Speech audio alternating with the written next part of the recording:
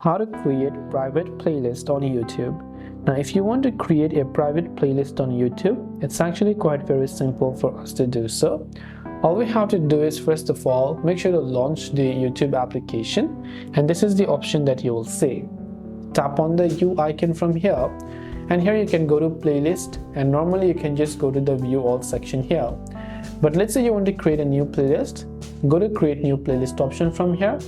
You can give your playlist a name and make sure to set the visibility to private. So make it very careful on this, and once you've done that, now you can tap on create, and a new private playlist will be created, and you can choose to add videos and songs to that playlist.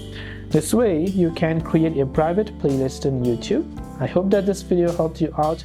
If you have got any further questions, feel free to also leave them down in the comment section below. As always, thank you very much for watching till the end of this tutorial, and see you soon in our next video.